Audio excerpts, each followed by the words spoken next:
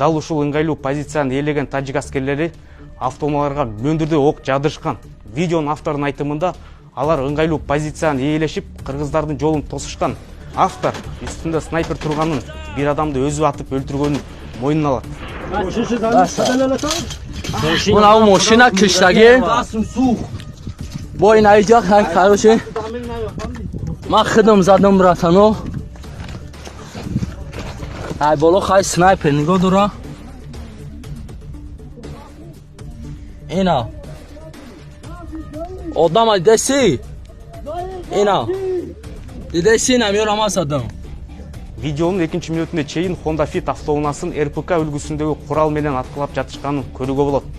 Google карта аркылуу автоунаалардын турган жерлерин аныктап берели. Видеодо кадрлар менен дал келет.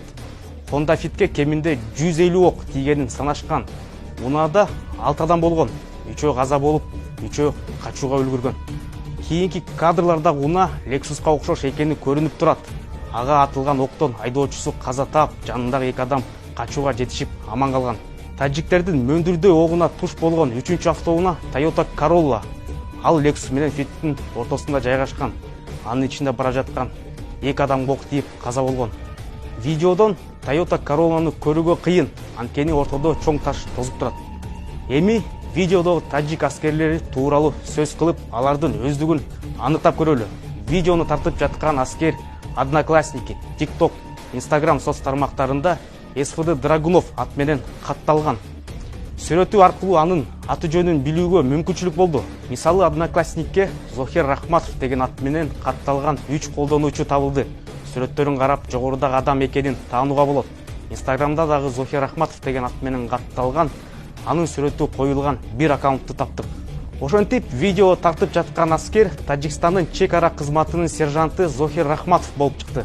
Соц тармактагы маалыматтарга ылайык, ал 2019-жылы Душанбе шаарынын Шох-Мансур райондук аскер комиссариятынан чакырылып, Тажикстандагы чек ара кызматынын номер 2199 отрядында кызмат өтөрү белгиленген.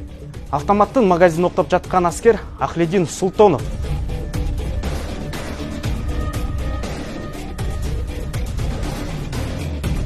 Үчүнчүсү жашыл түстөгү бронежилетчен Мухаммед Обуддинов. Ал Одноклассникидеги сүрөтүнүн биринде Зохир Рахматовду белгилеген. Бул сүрөттө экөө позицияда отурушат. Булардын бардыгы кызматташ, бир отрядда кызмат өтөп, дайыма чогуу жүргөндүгүн айтсак болот.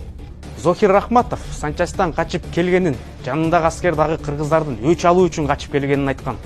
Ма Санчас керек тагин.